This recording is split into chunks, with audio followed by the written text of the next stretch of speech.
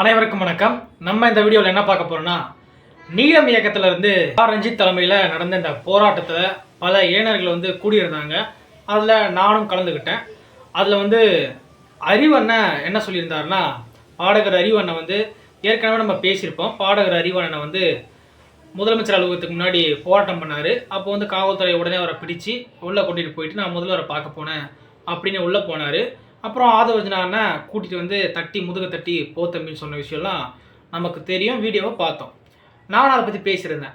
அப்போவே நான் சொல்லியிருந்தேன், பாடக அறிவுன்னு என்ன நடந்தது ஏது நடந்ததுன்னு மீடியா கிட்ட சொன்னால் தானே தெரியும். போராட்டம் மட்டும் மக்களுக்கு தெரிகிற மாதிரி அந்த இடத்துல கத்திட்டு போனாரே தவிர உள்ள முதல்வர்கிட்ட என்ன பேசினார்ன்றதை வெளியே சொல்லலையேன்னு சொன்னேன். அதுக்கான பதில் இந்த இடத்துல அவர் சொல்லியிருக்காரு. அண்ணா என்ன சொல்லியிருந்தாருன்னா, அவர் நம்மளாம் நினச்சிட்டு இருக்கோம் ஒரு முதல்வர் தான் பார்க்க போனார்னு. ஆனால் அவர் முதல்வரை பார்க்கல, ஆதவர்ஜனாவை தான் போயிட்டு பார்த்துட்டு வந்திருக்காரு. ஆதவர்ஜனாவன்கிட்ட போயிட்டு இந்த விஷயத்தை பற்றி கேட்கும்போது அவர் என்ன சொன்னார்னா, உங்களுக்கு எதுக்கு தேவையில்லாத வேலை, நீங்கள் எதுக்கு இதை பண்ணுறீங்க, இது நாங்கள் நினச்சா தடுக்க முடியாது, இது பார்லிமெண்ட்டில் தான் அங்கே இருக்கிற மத்திய அரசில் இருக்கிற எம்பிக்கெல்லாம் ஒன்று சேர்ந்து அங்கே சட்டத்தை ஏற்றினா தான் சரிப்பட்டு வரும் அப்படின்னு சொல்லி இவரை அமைச்சதா சொல்லி முடித்தாங்க. அப்புறம் இவர் நிறைய பாட்டெலாம் பாடியிருந்தார். அப்புறம் பாட்டெலாம் பாடி பாட்டின் மூலமாக மக்களுடைய தேவையை எடுத்து சொன்னார். அப்புறம் அவருக்கு அப்புறமா மே 17 இயக்க தலைவர் பேசியிருந்தார். அவர் என்ன சொல்லியிருந்தாருன்னா, ஆதவர்ஜனா நான் சொன்ன குற்றச்சாட்டை மறுத்து பேசியிருந்தார். இந்த மாநிலத்தோட கல்வி அந்தஸ்தை மத்திய அரசு பறிச்சு வச்சிருக்கு அப்படின்னு அந்த விஷயத்தை பற்றி பேசினாங்க. இந்தியா முழுக்க நீட் தேர்வை ரத்து பண்ணணும்னா மட்டும்தான் அங்கே பார்லிமெண்ட்டில் போயிட்டு நம்ம சட்டம் இயற்றணுன்றது நம்ம வரவேற்கணும் அப்படின்னு சொன்னார்.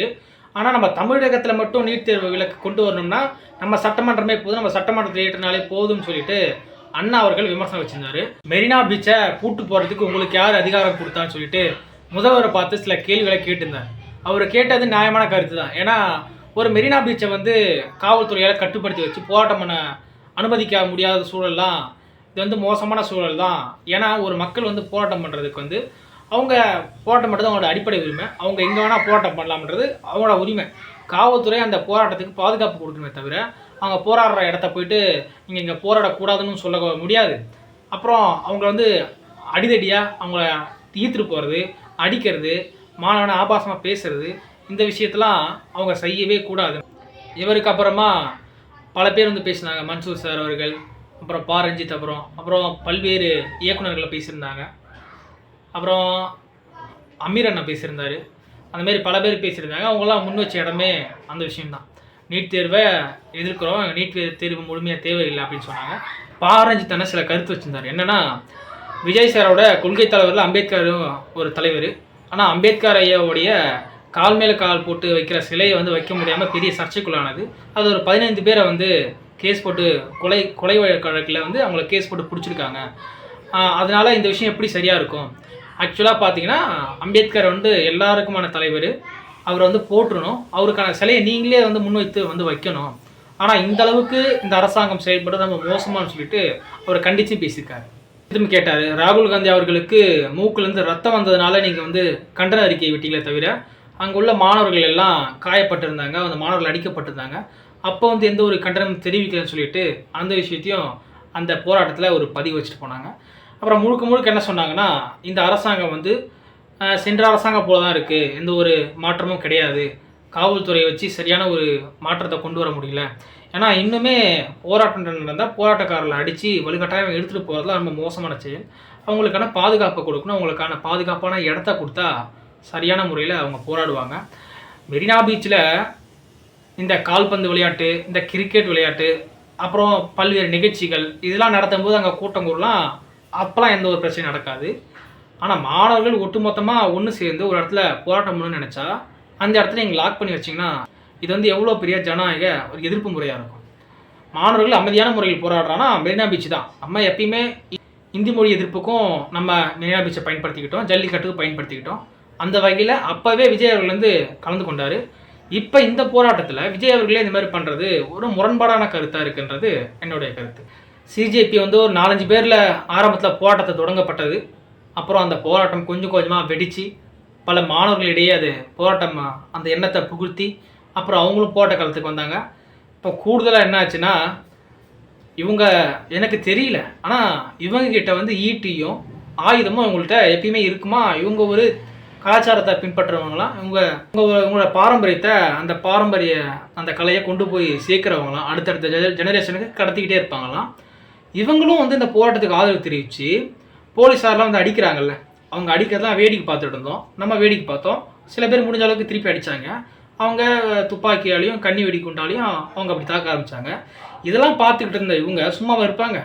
எங்கடா எங்கள் மாணவர்களே அவனை அடிக்கிற சொல்லிட்டு ஆயுதத்தோடு வந்து நிற்கிறாங்க. அவங்க போலீஸாரை தாக்கவும் முயன்றுட்டாங்க. போலீஸார்களை தாக்கும்போது போலீஸார்களே வந்து நிறைய பேர் வந்து விலகி போன காட்சிகளை நம்ம பார்க்குறோம்.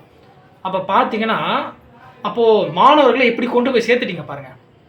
அமைதியான முறையில் போராட்டம் பண்ணவங்கள, உண்ணாவிரதமாக இருந்து போராட்டம் பண்ணவங்கள கொஞ்சம் கொஞ்சமாக இப்படி தான் வன்முறை வந்து உண்டாகுது.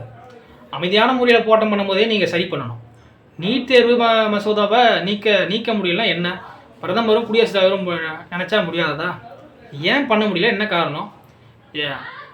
இந்த அளவுக்கு ஒரு பிரச்சனையை வந்து மத்திய அரசு டீல் பண்ணுறது எனக்கு ஒன்றும் புரியல.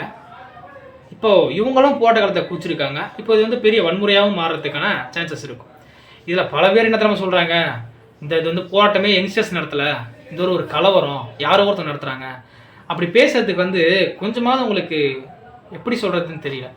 இத்தனை மாணவர்கள் பாதிக்கப்பட்டிருக்கா, நீட் தேர்வில் இவ்வளோ குளறுபடி நடந்திருக்கு. ஒரு முறை இல்லை, 2 முறை இல்லை, தொடர்ச்சியாக நடக்குது. இந்த சின்ன வயசுலேருந்தே அவன் எவ்வளவு கஷ்டப்பட்டு ஹார்ட் ஒர்க் போட்டு நம்ம படித்து பாஸ் ஆகணும் போவான். அவன் நல்லபடியாக எழுதியிருப்பான். மீண்டும் அவனை அதை எழுத வச்சா அவனுக்கு மன உளைச்சல் ஆகுமா ஆகாதா? இப்போ எத்தனை பேர் இறந்துருக்காங்க? அவங்களுக்கு அந்த இழப்பு தொகை என்ன கொடுத்தீங்க? அவங்களுக்கான நீதி என்ன கொடுத்தீங்க? அதை பற்றிலாம் கவலையே கிடையாது. எனக்கு புரியல. இவ்வளோ அரசாங்கம் நடக்கும்போது ஒரு வினாத்தாள் கசிவே உங்களால் தடுக்க முடியலன்னா எப்படி மற்ற விஷயத்தெல்லாம் தடுப்பீங்கன்ற ஒரு கேள்வியும் யங்ஸ்டர்ஸ்லாம் கேட்குறாங்க. முக்கியமாக இந்த ஏஎஸ்எஃப்ஐ, அப்புறம் கம்யூனிஸ்ட் பார்ட்டி, இது போன்ற பல கட்சிகளை வந்து இந்த யங்ஸ்டர்ஸ்லாம் ஒன்று சேர்ந்து கிட்டத்தட்ட பல இடத்துல போராட்டம் இருக்காங்க. இப்போ தமிழகத்துலேயும் ஜனநாயகன் படத்துக்கு அப்புறமா நிறையா போராட்டங்கள் வெடிக்க ஆரம்பிச்சிருக்கு, நிறைய விஷயம் வெளியே தெரிய ஆரம்பிச்சிருக்கு. அந்த வகையில் கம்யூனிஸ்ட்டு பார்ட்டி கட்சி அலுவலகத்தில் கிட்டத்தட்ட 4 நாளாக போராட்டம் நடந்துகிட்டு இருக்கு. அது பெரிய அளவுக்கு மக்களுக்கு வெளியே தெரியுதான்னு தெரியல. ஏன்னா அது ஆஃபீஸ்க்குள்ளே தனியாக நடக்கிறதுனால அது ஒன்றும் வெளியே தெரியலன்னு நினைக்கிறேன். மேபி கொஞ்சம் கொஞ்சமாக இனிமேல் தெரிய வரும். இப்போது நாம் தமிழர் கட்சி சார்பாகவும் 25ஆம் தேதி ஒரு ஆர்ப்பாட்டம் நடத்துறதா அவர் ஒரு அறிக்கை வெளியிட்டிருக்காரு. போக போக இனிதான் ஒவ்வொருத்தவங்களும் வெளியே வருவாங்கன்றதை நம்ம பார்ப்போம். கண்டிப்பாக இந்த விஷயம் நான் வெற்றி பெறும்னு நினைக்கிறேன். வெற்றி பெற்றால் ரொம்ப சந்தோஷமாக இருக்கும். இன்னொன்று, என்னுடைய நண்பர் அவர் கர்நாடகாவில் இப்போ படிச்சுட்டு இருக்காரு. அவரும் போயிட்டு இந்த நீட் எதிர்ப்பு போராட்டத்தை போய் கலந்துக்கிறாரு.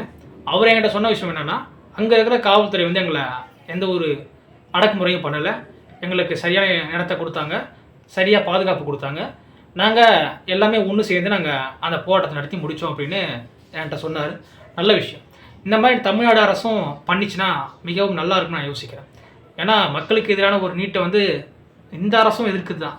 தமிழக அரசே எதிர்க்கும் போது ஒருவேளை நான் கேட்குறேன், ஒருவேளை டிவிக்கே ஜெயிக்கல, இப்போது டிவிக்கே ஜெயிக்காமல் இருந்துச்சுன்னா, இப்போது டிஎம்கே ஆட்சி நடந்துருந்துச்சுன்னா, இல்லை எந்த ஒரு ஆட்சி நடந்திருந்தாலும் டிவிக்கே கண்டிப்பாக இதை எதிர்த்து கண்டன ஆர்ப்பாட்டம் நடத்தியிருக்கோம்.